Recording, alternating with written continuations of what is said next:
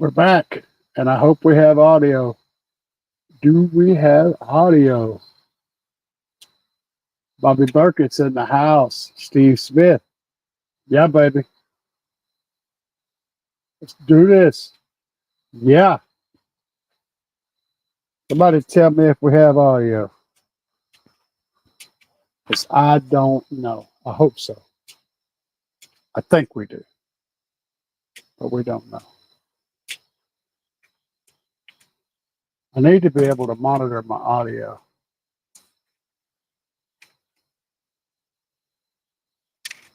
Let's see here if we can get a shot inside what's going on. You guys can check out the soon to be. The soon to be.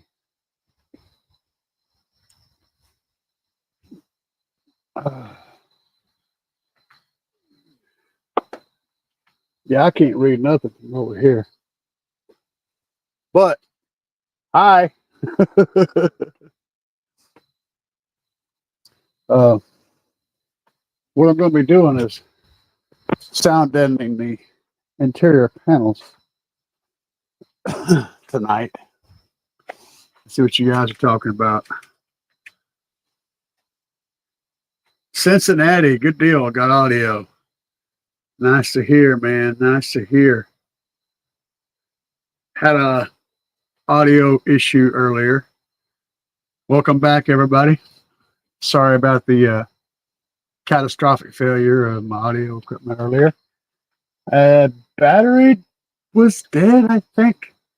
I charged it for about 25 minutes or so. I hope that's enough. This should get through the live stream. Now, my wife called when I was in the middle of the stream, and I think that messed up the whole thing.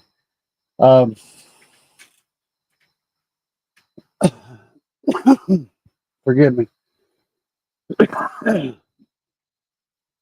So, there's essentially two types of pressure vessels out there.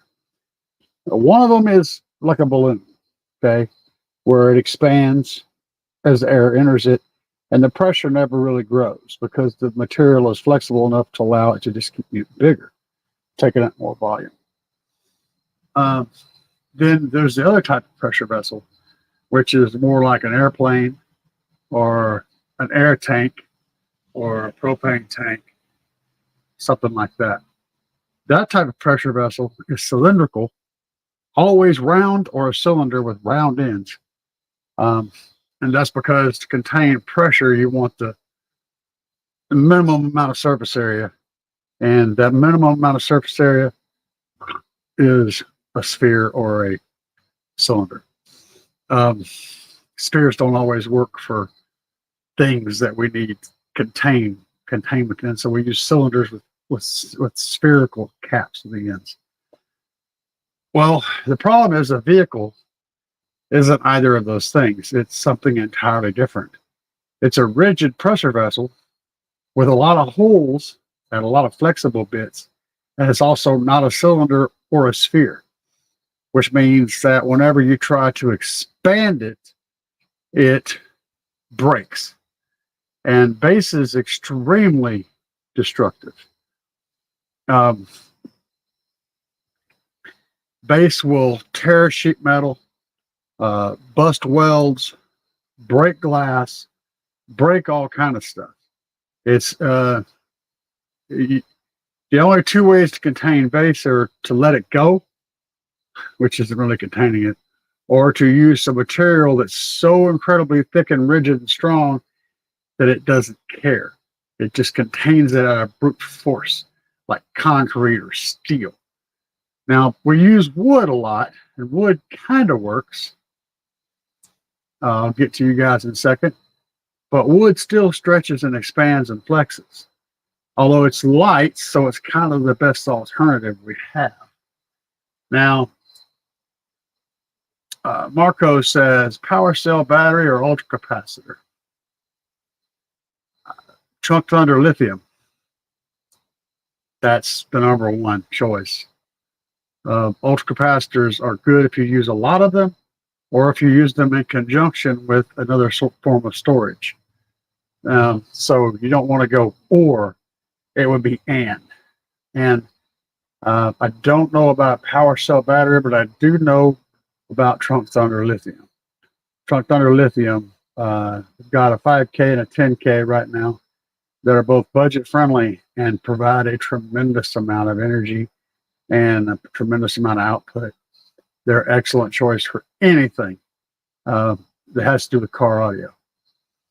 So what we're doing tonight is some panel work. I'll show you kind of what I did already. Gonna go sideways, so forgive me.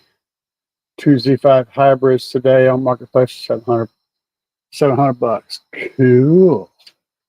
So first thing I did was drill holes. As you guys can see, there are little holes all along that side panel, and they're also on the other side. And what we're going to be doing is filling that with that stuff over there in that can. Now, I'm going to preface everything I'm going to do by saying, if you can afford to get the expander foam that's in the bucket, that's got like a 1 minute set time, it's industrial strength, it's like 20 pound or something like that. It's ridiculously stiff and ridiculously strong. That is absolutely the best choice for most things when you want to do car audio and use expander foam. But I ain't got any of that, and I'm doing this behind plastic panels, so anything like that would just bust those panels. This is just to make my panels more rigid, so that we don't get the flex and lose that pressure containment out of the panels. I've got a lot more stuff I'm going to be doing. This is just the beginning. So we're going to do a little bit, and then we'll talk, because I need to have it drying between sessions. So I'm going to head over here to the other side, grab my first can. I may not need much tonight because I'm only doing some small areas. But I lost my little straw. There it is. There's a lot of different techniques involved in sound deadening or bass prepping a vehicle. Mine's on the extreme side, but just know that this interior is going to all get redone probably over the winter or next spring. So I'm not really worried about the interior and the condition of the interior, because I'm going to be tearing it out and doing bass things. This whole interior, this whole back part of this interior is going to get redone. It's all going to be wood. Plenty of that in there. We'll do another section up here. I didn't see it start to come out, but it can't be far from it.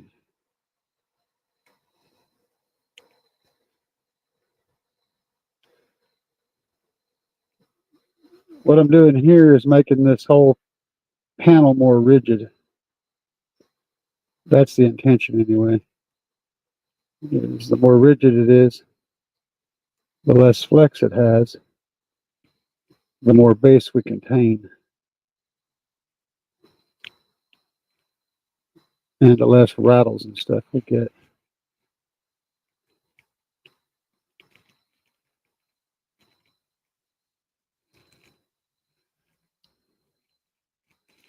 I figured I'd bring you guys along for this ride tonight.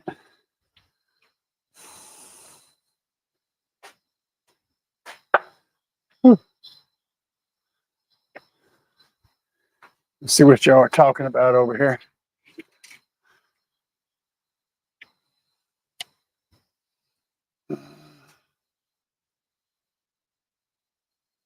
Yes, Dr. West. Sir, if you have an option, expensive two-way or mid-price three-way of the same brand, mid-price three-way. It's more about, it isn't about the price, it's about how many locations you have for drivers. Three-way with that middle speaker set to around 300 hertz, 350 hertz, up to about 5 or 6K is perfect. As long as you can get that small driver, that center driver up high in the cabin somewhere, on top of the dash, up in the A-pillars, something like that. And if you don't have a location for it, like in your dash, or even if you have a location in your dash, having it tilted to where it's on axis with your face, with your ears, and not laying flat and like off axis with your ears is better. So head over to customspeakerpods.com, the link down below, and I have a coupon code CAE. The link will be below the video. It's in all of my videos. Just go back to any one of my videos and find my link, and you can get a 10% off over there. Plus, you can get whatever you buy on that site, which they have speakers and all that kind of stuff, as well as amplifiers and speakers.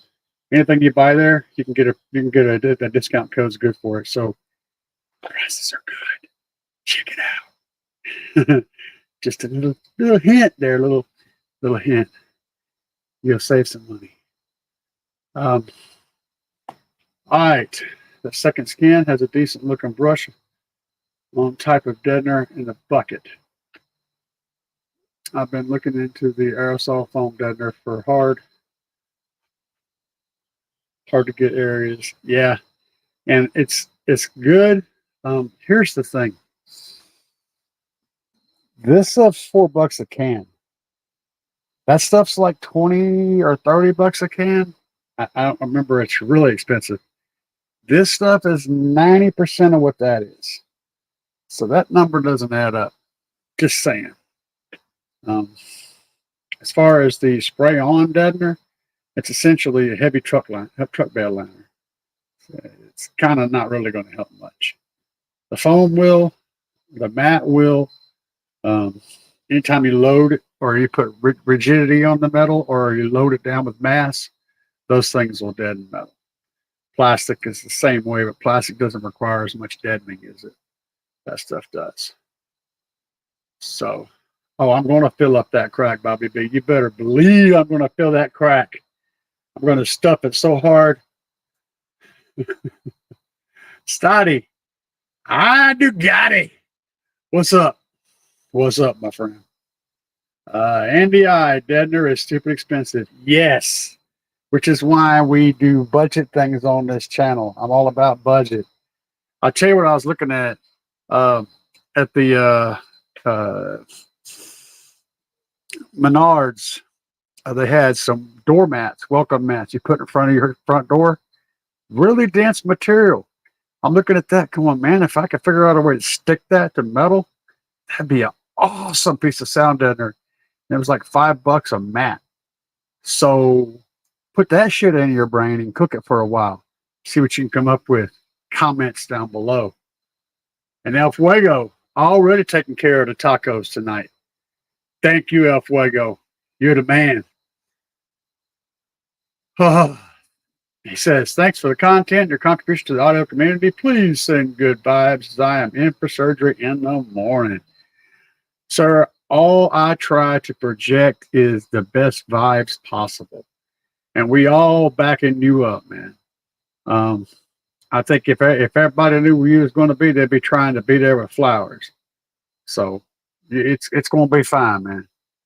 You just keep it rock on, and it's going to be fine. Be sure and get a bass fix before you go in, though. You might need some bass. Fuego. Yeah, baby. Yep, there you go. Fuego. Bobby said, I just got some 80 mil 18. Yeah, I bet you it's Noico. Noico. It's made in Russia. It's good stuff. It's not thick. It's not going to do crazy heavy bass stuff, but it absolutely will work as deadener. So I'm all about that Noico 80 mil. We got some heavy hardcore bass heads that are using that stuff. And Killmat, yeah, it's same stuff. look, if you don't, but check the Noico too. Just look up Google or Amazon, Noico sound deadener. The gold stuff. So gold got little squares all over it. That's one of my favorite go-to economy sound deadeners. So I'm gonna cram some more. I gotta fill some more crack, Bobby B. So you just hold on a second. I'm gonna shove some more crack filler over here in them holes.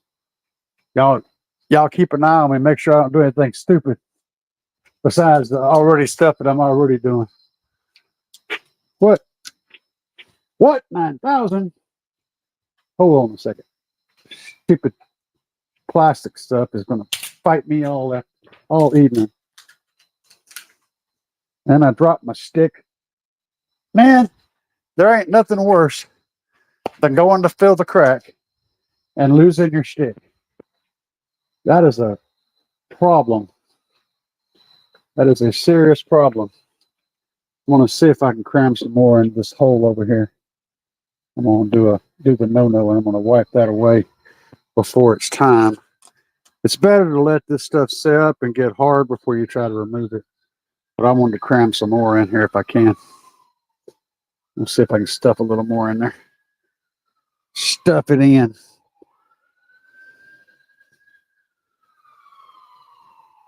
There's a lot of space over here. This is a big... Yeah, there's a siren. I think they're coming for Bobby B. They heard he was hanging out over here. And they coming to get him. I ain't got to completely fill in this whole thing, but I want a whole lot of this in here. I want as much contact area as I can get up in here. Trying to block this all this sound pressure from getting back here to this panel somewhat. Oh yeah, we're getting some expansion out of there now. It's calling out of the hole. That's what I wanted to see. I want to see it coming out of there. I want to see it trying to get out. I bought 10 cans of this shit. So we should be able to stuff some cracks with this. Yeah, baby. And I'm prepared to buy 10 more cans. If the cracks need to be stuffed. Me and Bobby B, we're gonna stuff them cracks. So let's see what we got going on. Moto Anarchy. Oh, goodness gracious. Hold on a second. Moto Anarchy says, check out the Verver brand deadener. Hadn't messed with that yet.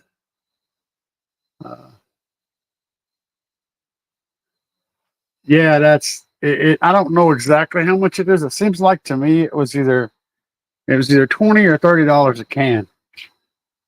Because it has a name brand on it, and that's the main reason. It's kind of ridiculous.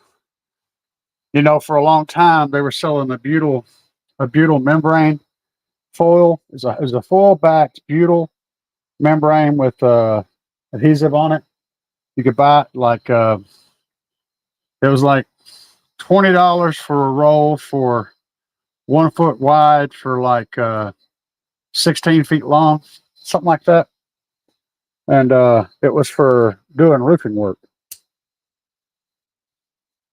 And everybody started using it, and then all the car audio gurus started saying, "Oh, it's going to melt in your car. It's going to make it smell bad. It's, you know, it's this and that and the other." Fact is, it's the same exact stuff they were selling for $40 a sheet, and it was an extremely good buy. And you still can find it sometimes. I had an old video on my old channel about it. And I used it in a vehicle for about 5 years and never had a single issue with it. Didn't smell funny. It works brilliantly. It was great stuff. It was a King something King or King something with a king in it.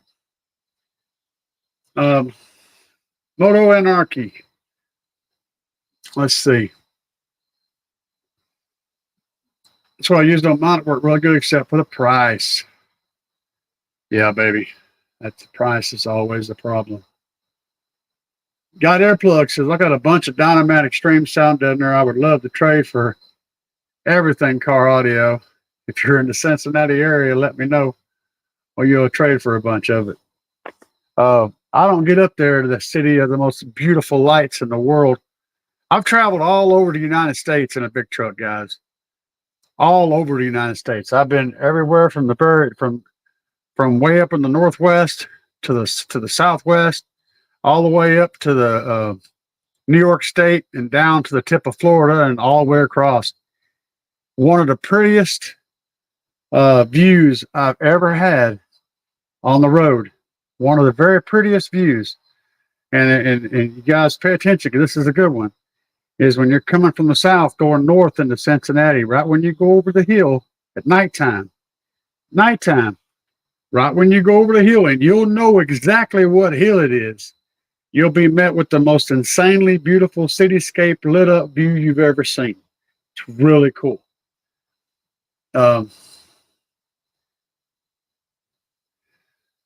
Let's see here. I'm gonna check, but I paid 30 something for 50 square feet. Yeah, that's not a bad price, man. Bobby B said, have you been ice road truckers? That's not even a question. You're better than that, Bobby B. I expect that from the knotheads. No, I haven't been ice road truckers, but I have driven on solid ice in a truck for lots and lots of miles, up and down hills where I had to get a run going down the hill on solid ice to make it up the next hill and sliding the whole time. I've done this for miles and miles and miles. You talk about leaving a shit stain on your seat when you get out of the truck. Yeah, man, that's maximum pucker factor, baby. Because there ain't nothing that'll stop that truck. If something happens at the bottom of that hill, it's just going to get flattened. There ain't no way to stop it. You got to do it, though, or you're stuck. I did it. Moto Anarchy said that Verver brand is what I used. That video you seen and commented on. Oh, yeah, I got you. Cool.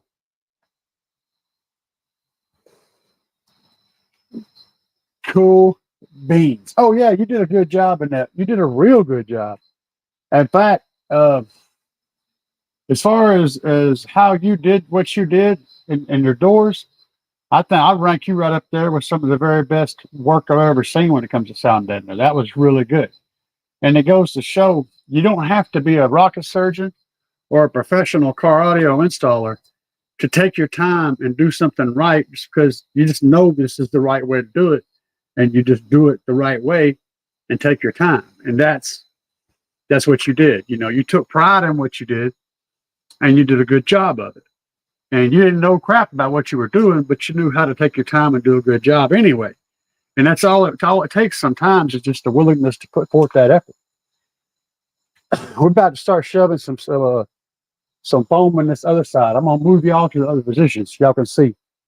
Because I can't get up in there with you standing in the door. Too many fat people in the door. All right, we'll get y'all a new position. New position. A new view. You get to look at that side now. But you can't have my Diet Coke. I saw you looking at it. I gotta have my Diet Coke. Get with my Diet Coke, trying to get your own damn Diet Coke. There's something in the refrigerator. Go in there and get you one. I need more. I need more spray foam here. All right. I gotta get my weapon so I can get this plastic off here and not lose my stick again.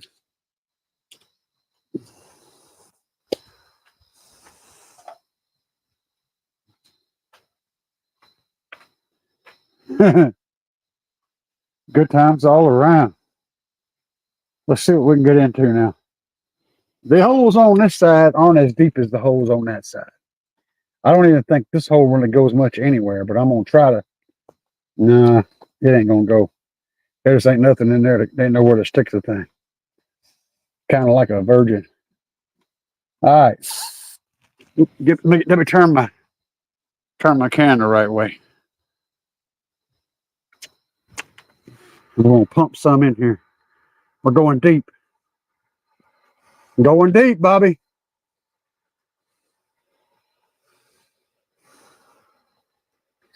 We're gonna fill it up. Fill it up. The whole point in this is to stop the panels from moving around and flexing, and stop base from escaping, and also to try to kill any rattles, and basically to make a gigantic mess. We can do that. My wife says I'm a master mess maker, the king of making messes.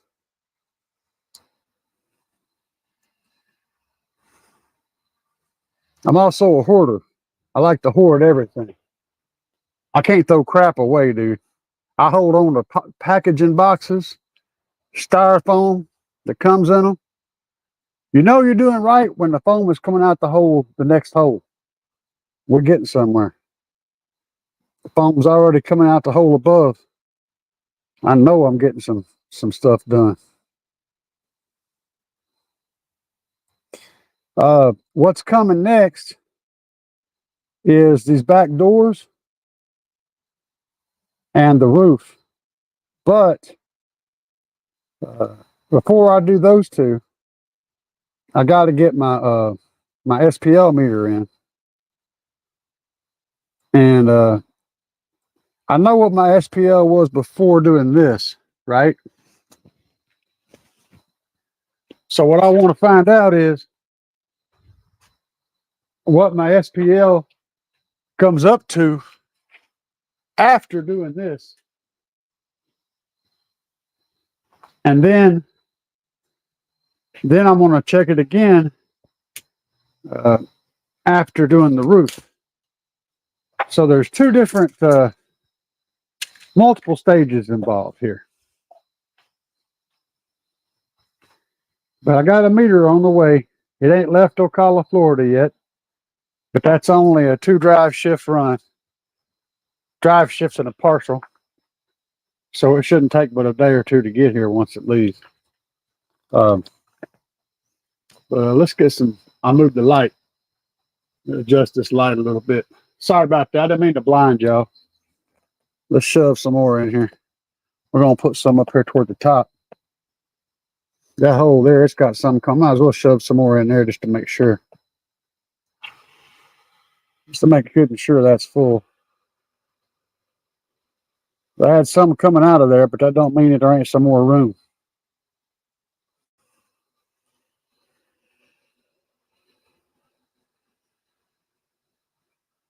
There's quite a bit of space back in here. I've had this panel off.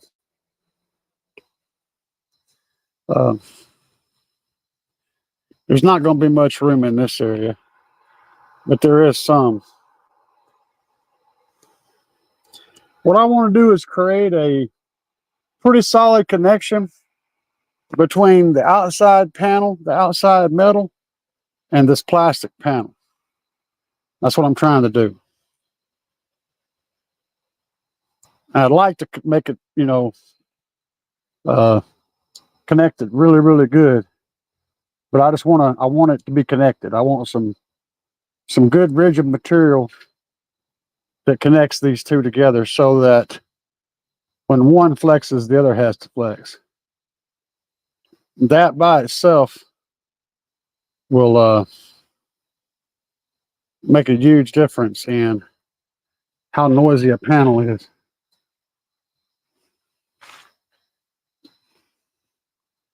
And I got more holes to fill up here, but I'm gonna need another can for that.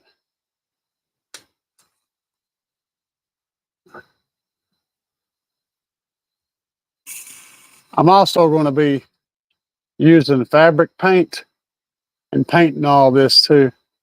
It's all going to be black. I can actually see up in here through my seatbelt hole. I'm just going to put what's left of this can in and come check comments here in a second.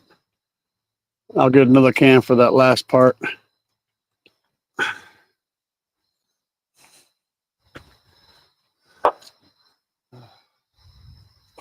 Got to get my hand to break. Stuff and crack is tiring. Oh, Lord, where you going? Come back here. Oh, bunch of drunks. All right, let's see what's going on here. We'll figure out what holds that thing still in a second. All right. Trap House handing out memberships. Heck yeah, man. We're going deep. Bobby B says, me too. I run heavy equipment, all chained up, plow and snow. Nice. You know what's up, Dan. You know how crazy it gets. The last thing you want to do on snow and ice is go fast. And that's the one thing that you have to do on snow and ice. It sucks. Takes a lot of time. Yes. Take your time. I noticed we went through like 2 days worth of work. I was impressed, man. Do I have another vehicle to try out some 10-inch beefy subs? Might bring them with me to Chicago. Well,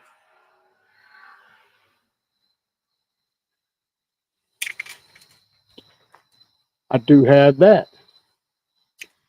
That is a Ford F-250 with a very rigid cab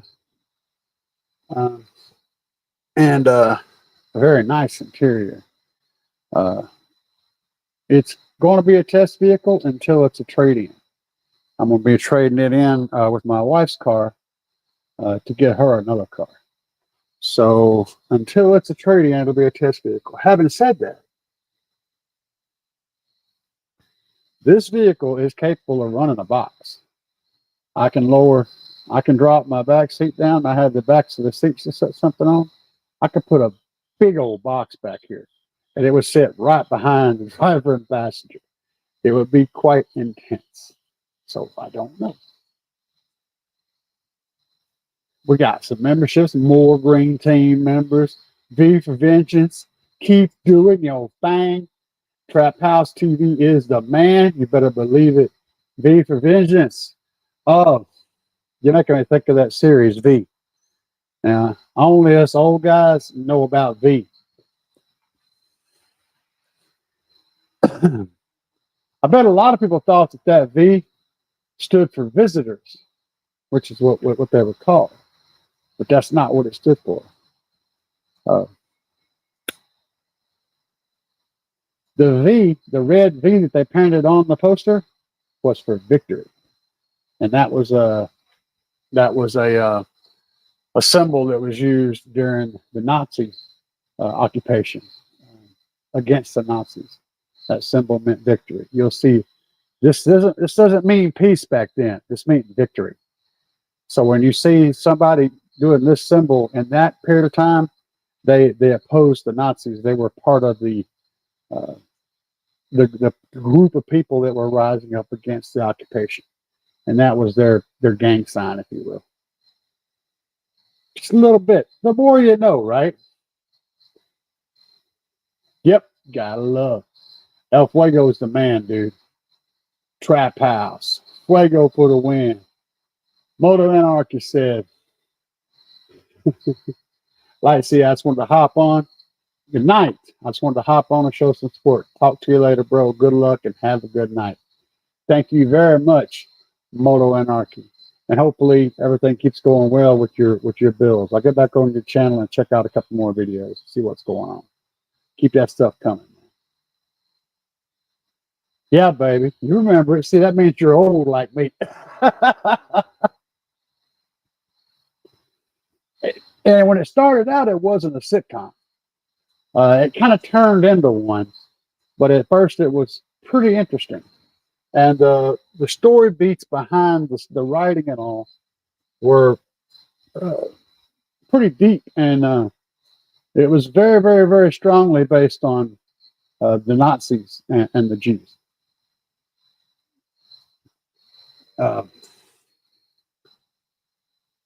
Anyway, I suggest finding it somewhere, going back and rewatching it again. Now that you have a little bit of an idea, and you'll see a whole lot more into it than you saw before. As a kid, you saw lizard people eating people. That's it. As an adult, you'll get a lot more out of it in a rewatch because it takes on a whole different context. Oh, we got some expansion going on. The first sub and amp. My first sub and amp, what year?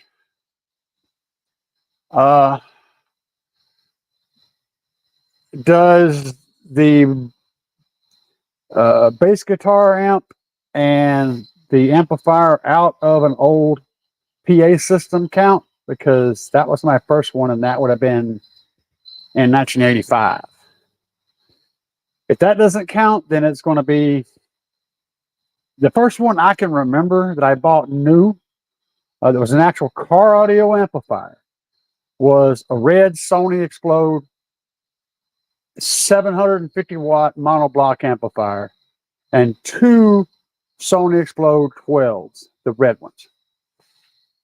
That's the very first ones that I remember getting that was legit new stuff. I got several old beaters, but that was the first real shit I had. Appreciate that. My first Titan 8 direct should be here Wednesday, so we'll be posting that soon. But just done a clean 3D amp rack under the seat. Oh, I need to check that out. Peace out, Moto Anarchy. Bobby B. First sub was a dual 412 made by Hitline. V for Victory said, "Wait, what the crap, dude? Going so fast. Once I get my IB system done, you definitely should do a walkthrough on your channel." I would absolutely love to. I was in a serious hardcore deciding on whether to do this one in an IB when I was getting ready to build this wall. I knew I could do this wall. I had a couple of different ideas, and one of them was an IB, a C-pillar IB wall. So, yeah.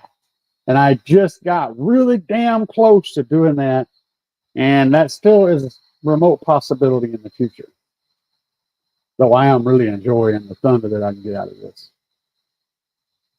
Fuego says, my first real sub was an M7M Godfather. Godfather 15. That's in Godfather, that's American bass, isn't it? Hope I'm not wrong about that. I probably am. On a Z. On a ZA built Autotech 7050 bass truss series amp, 150 watts back in '89. Nice setup. You can do a whole lot with a little bit of power. Subs were very, very efficient. Motor Anarchy said mine was 2 audio bond. I blew with so many of those. 2 audio bond 12s, an audio bond amp, all with the flames. You know the vibe. Yeah, always look cool. They were the coolest looking subs and amps out there by far. There wasn't a lot of car audio. NERS, pre-internet in my area. Audio inners? I don't know. In my area, it was just 3 of us guys. Hey man, it only takes 1. Well, 2, because 2 is always more fun than 1. V for Vengeance said my first sub was a Pile Red Label 12 Kicker Square knockoff. There's still quite a few Kicker Square knockoffs out there. Bobby B says first amp was a Pyramid 500 watt monoblock. Love it. Later, Motor Anarchy.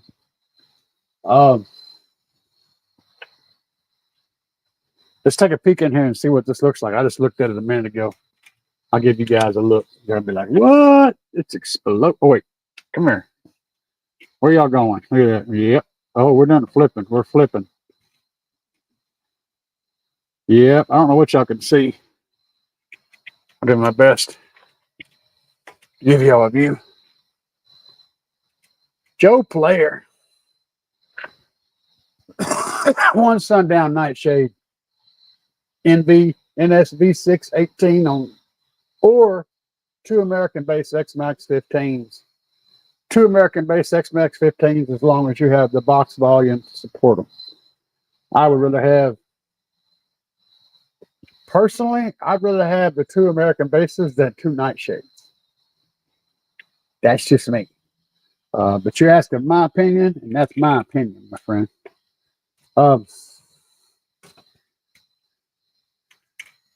Let's see here. We're going to go have a look around. I got to go check things out. I'm going to give you guys a little bit of the best view I can of the overall situation as I go to moving around and doing stuff. I don't fall over there. I know you're drinking the barbecue beer. Well, there's a lot coming out over there. Still nice and smushy. That piece is a little bit stiff. Still smushy. I need to shove some in here. And y'all want to see if you can see in that crack? I'll bring you over here. I'm gonna move the light over. See if I can get some light on the subject. Be kind of fun. You might be able to see up in there. Let's see here. I'll get y'all, I'll bring you over here. Y'all have a peek. I won't be able to see, but y'all might be able to. Let's go for a walk.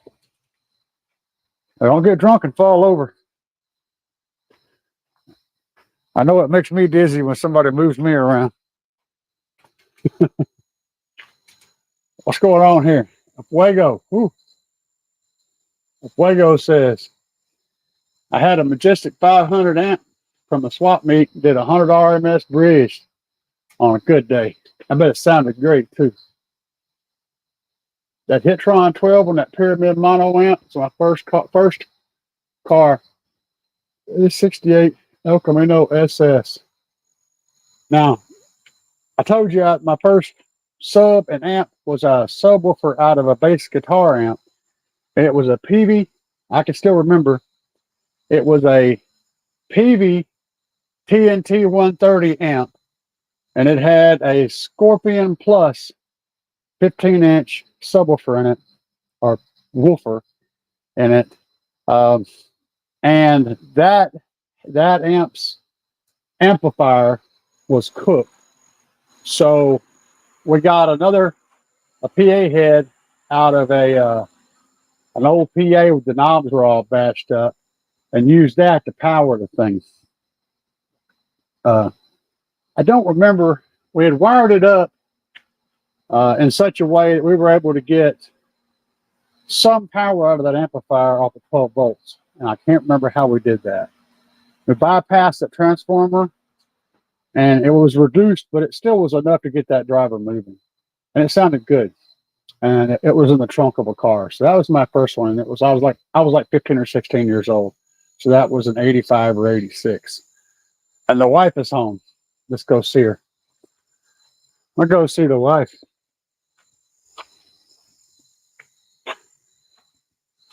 Oh, she might be mean. But if she starts throwing rocks at you, duck. Hey. Say hi.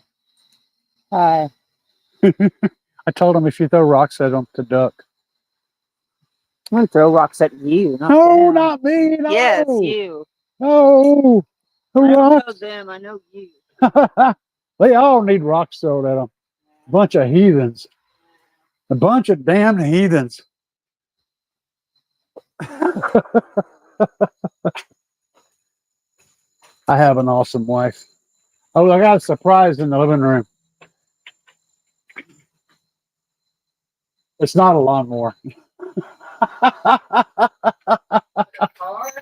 No, it's not a car.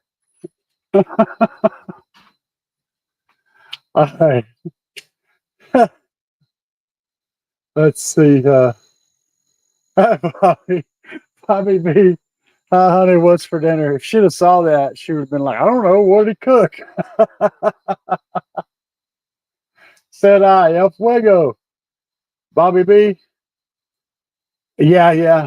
I'm also north of 50. And I'll be, what year is this? 24? I'll be 54. Actually, I'll be 54 just a couple of weeks, man, on October the 5th. So I kind of forgot my birthday was coming around the corner. It becomes so much of a negative experience when you get old. It's not something you try to keep track of. All right, let's take a peek in this hole, see if y'all can see. I'll have a look. Where's that little camera? Oh, there it is. See what y'all can see up in here when I get in position. I don't know if you can see anything.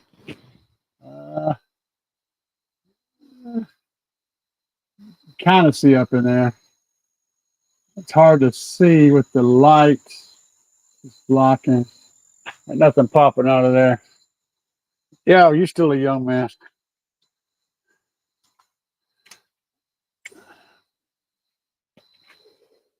I could tell a bunch of dirty jokes, but this is not the right time or place to tell them. All right. Let's see. I'm going to shove some more stuff in that hole. I got to put some more stuff in the crack, Bobby.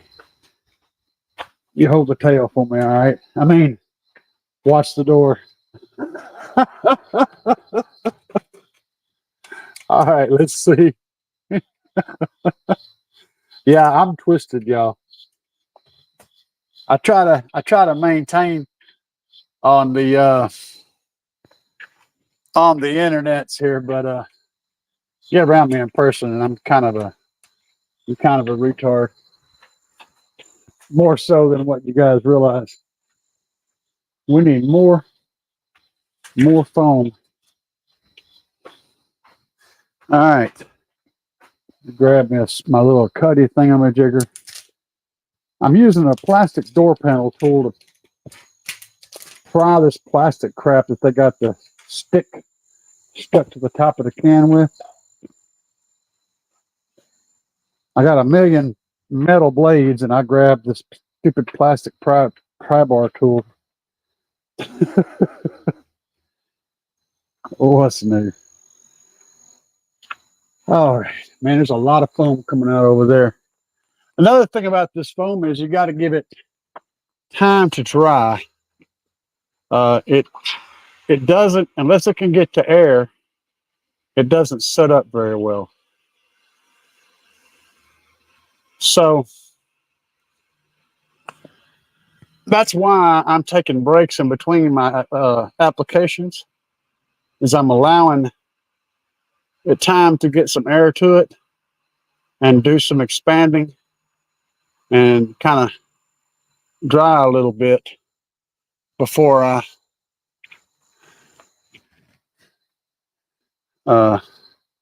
apply a bunch more.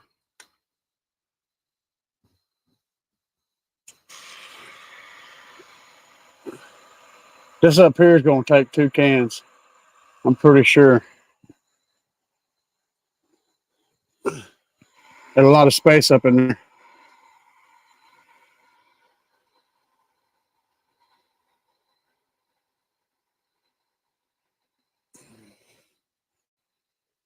Oh yeah, I can see it coming over here toward the seatbelt hole. I can see it through the hole there. It's kind of, expanding and moving in, doing things. Yeah, baby. Ooh wee.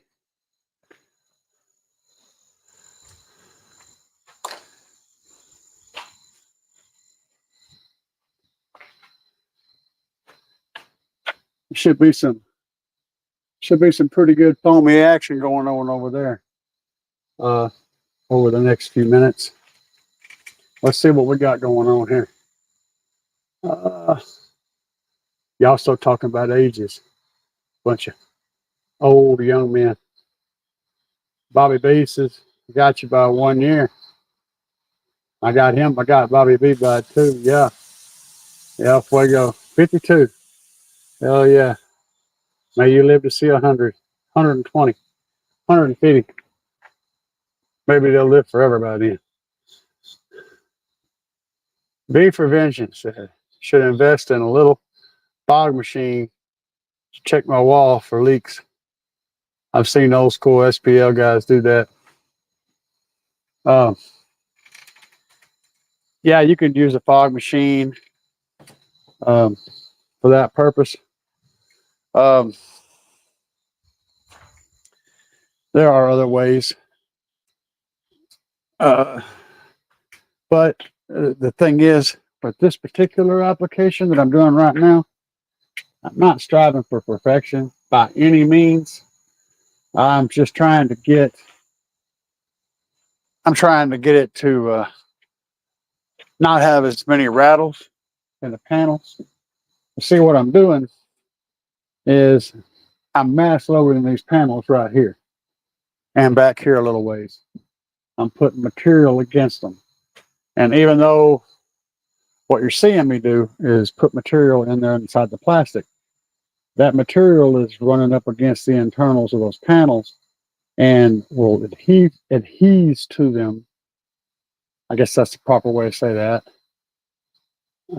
And create mass, a shape and mass on that panel, which will stop it from moving as much. It's tricky business because the more pressure you try to contain, the more destructive you are to the areas that aren't reinforced. I'm going to tell you about some stuff. You guys don't ever watch Jerry Ain't Loud, then you're missing out on a lot of this. He had essentially this piece right here on his door busted. Okay. And they cut that out, welded a piece of like 1/8" steel in here. And then when he did that, it busted along the side of that same piece on the other side of the weld. And the more pressure you try to contain, the more destructive the pressure around it gets. So you might create a strong spot here, and then it'll move to the weak spots on the sides of it. Anyway, so once you go a certain distance, you're causing more damage than you're preventing. That's what it boils down to. But whenever you're doing base head stuff, it's always going to be damage. It's just a matter of where you're doing it and how much. You know, it's a whole lot of complicated things going on. Exactly. So instead of trying to contain the pressure 100%, I'm just trying to reduce the amount of mechanical movement happening from that pressure so that it tends to stay put without absolutely trapping it. And doing it on a crazy budget. So, yeah, a fog machine works good. You can also do it with cigarette smoke, but you have to have a lot of it. Or a vape. Someone who's got a real smoky vape, a real cloudy vape, that works too. But, you know, it is what it is. Anyway, my next attack. So once I get my SPL meter, sometime in the next few days, I'm going to meter the vehicle like it is when I get done with this project, and then I'm going to do a similar thing to the roof. I'm going to pull down my panel that I created for a monitor hole where the monitor used to go up in the ceiling. That black thing you see right there, I'm going to pull that down, and that gives me access to this whole area back here. right? And I'm going to come in here with some more foam bits and shove them in there, hard foam packer material. And that's going to be a cold brace. And then I'm going to go back up in here with expanded foam all up in there and bring it all the way to the edge, and then put the panel, put some expanded foam on the panel, and then put it back in place. And then once I get that done, I'm going to drill a couple of holes in that panel and probably some holes in the ceiling and add some more foam in there too to give it that fully fill it up as much as I can. Once that's all set up, I'm going to do another SPL test and see what I gained from doing that, if anything. And then I'm going to have the results are going to be the actual numbers that changed, and also my opinion on any sound that changed. Or did it sound different? Did it decrease any kind of rattles? Does it sound more impactful? That kind of thing. So we're going to have an objective opinion and some scientific numbers to back it up. That's the plan. And then once I do that, we're going to continue that process on. The doors are getting done. The back doors are getting done. And then we're going to do a couple more experiments, which I'm going to get a kick out of these. So I have some ideas. I'll tell you what they are. We'll move around here at the back. I'm letting that foam sit up for a while. Then I grab my light so we have some visuals, and we'll talk a little bit about this. I want y'all's input on this too, because your guys' opinion matters to me a lot. See if I can get this light fixed up. All right, so back here where we can see the business side of the Tahoe. All right. So right now you see where my battery's at. I've got like very short runs of power ground running to the battery, right? So my plan is, in the midst of all this other testing, I'm going to take and make 2 really, really long power cables, right? Or grounds. It don't really matter. Either one's the same purpose.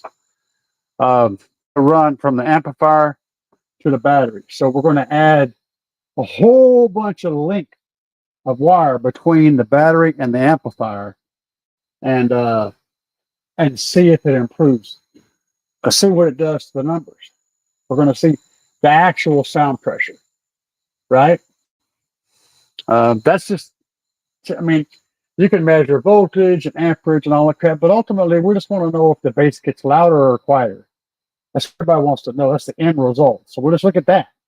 I can measure that to the same track, same volume, everything the same. If the SPL goes down with a long wire, then we know something. Should it? By all our normal ways of thinking, yes. But will it? That's the part we don't really know about. Everybody thinks it will, but will it? That's one of my ideas. I might, if you guys really like that video, or let me rephrase it. If y'all like that video, and I'm like a freaking demon right now, and if the results are not what we expect, I may go to my buddy's shop and get a roll of power wire, a whole freaking roll of power wire, like 100 foot of power wire, put an end on it, connect it to the battery, connect the other end of the amplifier, and see what that does. We could also check for voltage drop across that long roll of wire, because we can measure the voltage at one end, and we can turn around and go right to the other end and measure the voltage there. See what kind of voltage drop we get over 50 or 100 feet of a OFC copper. These are some experiments that I'm going to be doing in the future. And Big Mike. That's supposed to be a symbol, but it doesn't show up that way. But I love you anyway, Big Mike. Thank you very much. efficiency drop over the length of wire. Right. That's what I'm thinking. I mean, like I said, everybody knows that it should be less. You ask anybody that knows anything, they'll say, well, yeah, it's not going to be as loud. Yeah, you're going to get some drop. The question is, do you really? I would say, I don't know. And the question is also, how much? Is it enough to even worry about? If it shows up as a big difference, then getting those runs as short as possible could make a big, huge difference. If it shows up as a negligible difference, then not something to worry about as much. I do know that over distance, the cable will be able to handle less current, so it's going to have more resistance. But is it really going to translate to something noticeable? Bobby B says, sounds good, and he don't know anything. That's, you know what? That is the most honest answer anybody could ever give you. And I've worked in a lot of different industries in my life. One of them was sales. I did a lot of sales. I sold cell phones. I sold cars. I sold vacation packages. You know, y'all have all got that phone call before. But I was one of them people that was calling saying, hey, you have won. Yeah. You know how you're pre-qualified for that? You fill out some little entry form and you list how much money you make a year. And you win if you make more than a certain amount a year, and especially if you got a family. That's how you win. You win by making enough money and they feel like they can sell you something. But what I was going to say was the most honest answer you can give to someone who's asking a question is, I don't know, but I can find out for you. That's always the proper answer. If you don't 100% know, you say, I don't know, but I will find out for you. Never just, I don't know, but I will find out for you. Right? So you're thinking about it now too. I told you guys it's going to be good. We're going to do real world tests, baby. Real world crazy stuff. See, I'm a walking smoke machine. Y'all just follow me around. I'll find all the leaks. Got any questions for me tonight, guys? Because I'll answer them right now. We're taking a break from the foaming, the crack filling. Y'all want to see my soldiers? Look over here. That's all my soldiers standing over there. They're just chilling out, man. I got more cans. I got 10 cans today. I went through like 5. I still got 5 cans left. I'm gonna probably end up buying 5 more cans. That's it, baby. That's the most honest answer you can give. I don't know, but I'll find out. So in doing sales, man, I can tell y'all, I'll tell y'all a little short story. And those of you that got to know me pretty good will believe what I'm going to tell you. Because I'm just that kind of person. In our area, in the Springfield, Missouri area, I worked for a company called B Wireless. They sold Verizon phones. It was a subcontract kind of an organization that sold for Verizon. So we represented Verizon. We had Verizon signs, Verizon everywhere. There was 14 locations in the Springfield area. One of them was at the mall, Battlefield Mall. That one was staffed by 4 people all the time. Most of the locations, or some locations, were in grocery stores. Some of them were in just standalones, and then one was at the mall. Mine was in a little town called Republic, which is a few miles outside of Springfield. And there was others that were kind of scattered around Springfield too, but it was pretty good coverage out of this little tiny grocery store that I worked in Republic. I sold for 6 months straight. For 6 months straight, I sold more phones out of that store than the other 13 locations all combined for 6 months straight.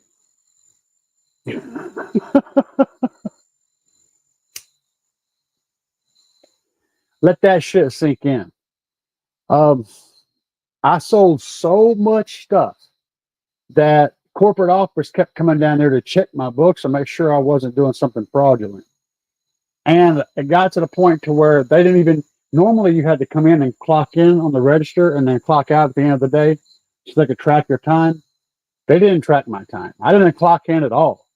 I worked the hours I wanted to work. I came to work when I wanted to. I left when I wanted to. I did everything how I wanted to. And the reason is because I sold so much stuff that they didn't give a shit what I did. Hey, don't mess with him. And then they made me a trainer. And then they made me a manager, the area manager, and they put me back in sales because when they pulled me out of sales into management, the sales dropped by over 50%. And so they had to pull me back out of management and back into sales just because I was the backbone of their entire sales in this whole state. You know, I was a big portion of that. And in case y'all didn't know, whenever you buy a phone from somebody, the company that's selling it makes about $1,000 off that line activation. $1,000. The guy that you're buying it from makes maybe 20 to 50 bucks off an activation. The rest of it goes to the company that he works for, he or she works for. It pays really, really, really good to have a cell phone store if you stay busy. So let's see here. Okay, Bobby says, what dampened to have my door? I ain't got nothing in my back doors. My front doors have some sound deadening, the butyl mat on them, but the back doors are just totally empty, and they're gonna get expanded foam in a very careful way. I'm doing it in such a way that I'm gonna allow the water to be able to drain out and not stand in the door, but I'm gonna put a bunch of expanded foam in those doors. They're gonna get a lot of expanded foam. The back doors. Jimmy Barrett said, due to your live stream, what does my system consist of? Thanks. Well, Jimmy, I'll give you the quick and dirty rundown. I have videos, a lot of videos on this system, but I'll give you the quick and dirty because I love new people. Let's see. We get the light here. Find somewhere to put this sucker where it'll maybe stay put in such a way that it makes some sense. Get a little bit more of a tilt going on. All right, that works for now. It's good enough for Americans. So I got a 9,500 watt monoblock amplifier running at 1 ohm, powering 4 12-inch Depbonce 302s in a C-pillar ported flat wall. This I've also got this JL Audio 450/4. It's as old as Methuselah. It's been refinished and nicknamed Darth Vader. It powers my mids and highs up front, which consists of 4 Depbonce Machete V60s. I want to say I'm 99% sure that's right.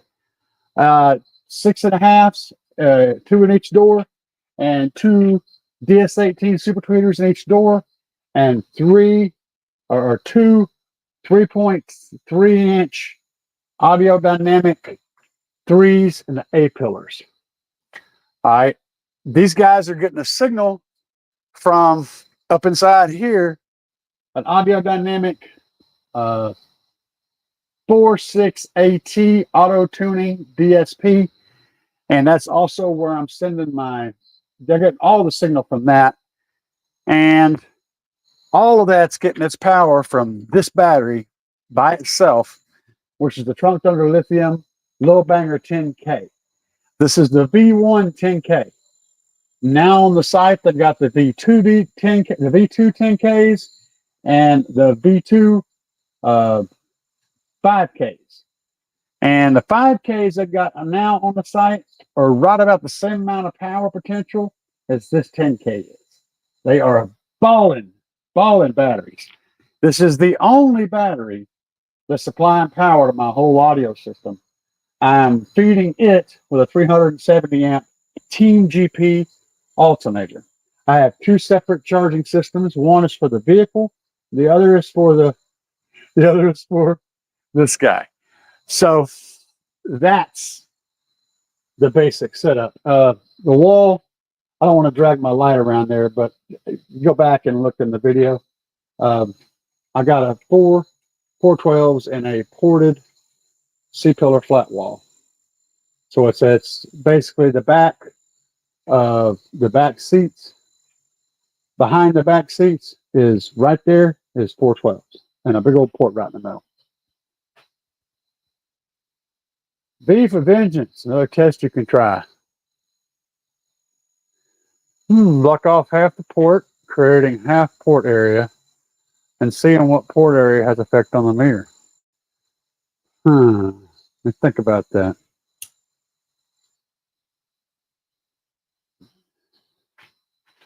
It might be tricky to block off half the port. I'll think on that and see if I can come up with a way to make that work, because anything that I put in the port to block it off is also going to create a bunch of extra turbulence, which is more factors in the experiment than just reducing the port to half. It would definitely go down on SPL, but it may sound better. One option is I could take the port out and just run a big old hole up there, but I'd have to run that at a pretty high pitch so that I wouldn't take a chance on unloading my subwoofer. I don't really like that idea because I'd been in full tilt without any port. Concrete indoors, that would be great, man, but I'm already riding low, baby. I'm already riding kind of low. My crack is pretty full. I'm dragging the ground a little bit. And I'm just not going to go that deep. I'm gonna expand the foam the crap out of them doors. So I'm gonna do, but I'm gonna leave it in there to where it can drain. And I'm gonna make a hole. I'm gonna drill a hole in the bottom of the door, in addition to the weeper that's already down there somewhere. And that hole is going to be accessible. So I'm thinking I'm gonna have foam coming down like this, and there'll be an opening going down to where the hole will be, so that the water that gets in there can have a way to escape. And then I'm going to bed line all the foam and the metal that's all exposed in there. Once I do that, I'll put the panel back on Bob's your uncle. That's kind of the idea I got in my head. I'm still going to play it by ear, though. Jason's here in the house. Welcome, Jason, sir. Did I ever watch that Kicker Live episode where they tested CCA wire against copper? I've seen that test done on Kicker. I've also seen a test done on Steve Mead's channel. He did a test on that a while back, years ago. And yes, there is a distinct difference. But we already know that there's going to be an amperage drop and a voltage drop over the distance with a conductor that's not as good. The question, though, is whether or not or how much that actually affects your SPL, which is the final product. Because, and the reason that might not affect it as much as you might think, is because as the voltage drops, if you've got enough conductor, the amplifier is going to pull more current. So it's going to try to keep producing that same wattage. And that effect may cancel it out to some degree. So it's up to the SPL meter is going to literally show us the end result of what the subwoofers are kicking out, which is what we are interested in finding out. So I think it's a good, valid test. Duct tape. I'm down with some duct tape. Like a half moon kind of thing.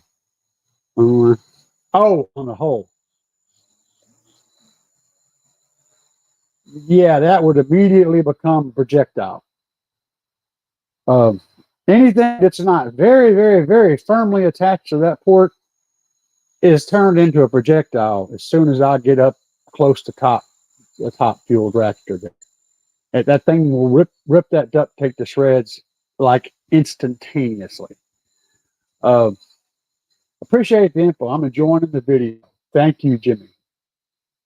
V for Vengeance. I'll give you a section of my 17 cent a foot one-all junkyard wire. If it's I've used that. It's welding wire. It's really good stuff, and I'm quite familiar with it. It comes out of the Cadillacs and some other vehicles where they have the battery located in the back of the vehicle. You get about 15 or 16 foot or something like that for like $15 or some crazy shit. $10. Really good buy if you can find it. I got a buddy that pulls. He goes to the junkyard once every few weeks, and he pulls as much of it as he can find. And then I hit him up if I want some. He'll just give it to me. But yeah, it's good stuff, man. That's straight up welding wire. That is. Anybody else got any questions while we're in question answering mode? The beautiful guys, I've got multiple amplifiers that are much newer than this guy, than this old 450/4, and you see what amplifier is still in here. Nothing sounds as good as that one does. They all sound good. I mean, I've got several amplifiers that sound absolutely amazing, but they don't sound as good as that. Which is why that guy just keeps showing up in my bills, because it just sounds better than everything else. 17 feet for $350 at Buddy's. Yeah, that's what's up.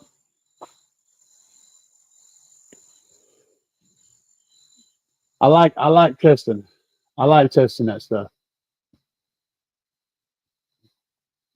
Like I said, it's cheap. So you at Buddy's, you're local then. I don't know who you are,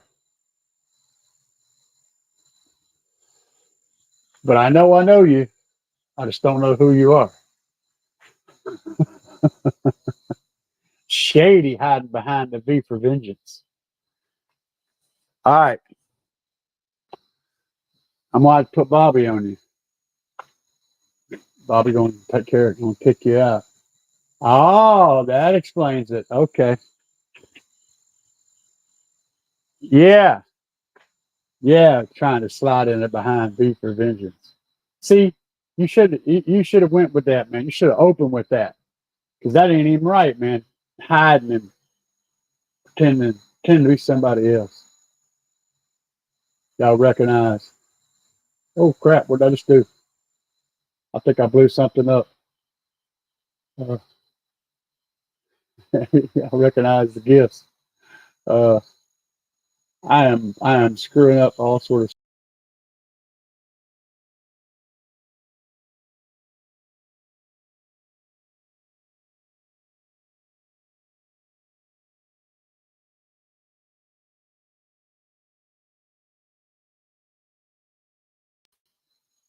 Y'all still there? Okay, cool.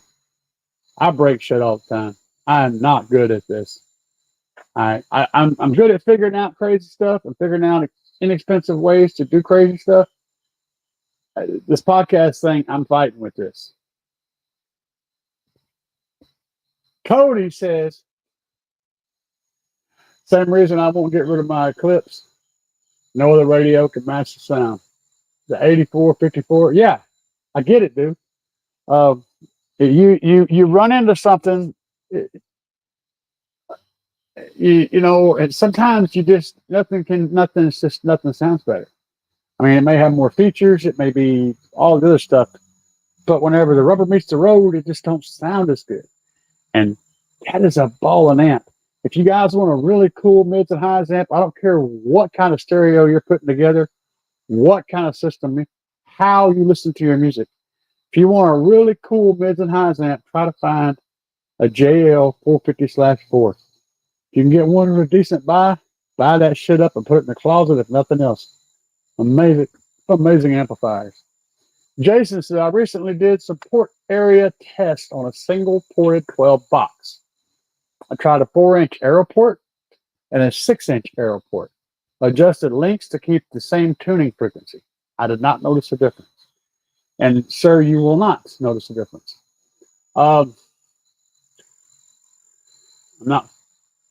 You will not notice a difference. The only time you would notice a difference is if you run into a port velocity issue, where if you get your port too small and you're trying to move too much cone area for that size port, you'll move so much air through the port that it'll make a sound whenever the bass hits. And you don't know what that sound is, good, you've never had to experience it. But essentially, if you ever heard someone playing a jug, it sounds like that. Only a lower note, and it's annoying. And you do not want port noise. You will hate it immediately. Yeah, what he said. Yeah, I'm not familiar with SSA. I'm glad you jumped in there, because I'm not familiar with that. Thanks, Cody, for that heads up. The made in it says their subwoofers are made in the same factory as FI. There you go. I got a lot of guys. If V for Vengeance here, if he says that, just follow whatever he says. He ain't gonna speak on anything he don't know. He knows a lot more than you might think. He's pretty sharp cookie. Same with Jason. Jason's pretty sharp cookie too. He knows his stuff. And I've been me and Cody's one. Cody, okay, let me give you an update here. Let me help you guys out. For those of y'all that follow this whole build, this whole wall build. Okay. So you know that Danny, we're calling him Danny. Danny bought this amplifier right here. This one, this big one. And the same Danny is the one that built the sub box that I turned into my C-pillar wall. Okay, that went in a car of his. I've showed you guys pictures of it on videos. That box, when he tore it out, was going to be thrown away. And V for Vengeance here was over there where he was at and intervened and said, hey, I'll take the box and put it in his truck. Then he calls me up and says, hey, I got this box. And brought it over. Actually, he had two of them. And he brought them both over, and I picked this one, and I put it in my shed. And then it wound up in here. Just to give you an idea who Cody is, or V for Vengeance is, he's right smack in the middle of this whole operation. That's where that come from. Pretty cool, right? It's a small world, guys. It's a small world. And we all love each other. We all love each other. We're all looking out for each other. If you're not, then you're not doing it right. Because that's how this works. Has anybody got more questions before we shut down tonight?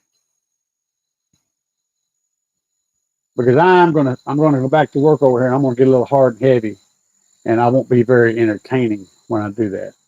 So I'll sign off. Plus, I've been going for just this just this live for an hour and 23 minutes. So I usually stop around an hour and a half unless things are going balls out, and then I'll run a little longer. Anybody got any questions? If not, we're about to sign off. And I know I love you guys, and I know you love me, and I know you love each other. Bobby B says, stay safe. That's a real good note to sign off on right there. And El Fuego, if El Fuego's still on, and if El Fuego's not on, Bobby B, you pass him a message for me. I know you two are connected at the head like a couple of Siamese twins. Tell him to stay safe, keep his head up, and don't worry, things will be fine. And I'll talk to him as soon as he gets out of recovery. All right? And you guys have an amazing night. Thank you, Jason. You have a good night, too. Peace, guys.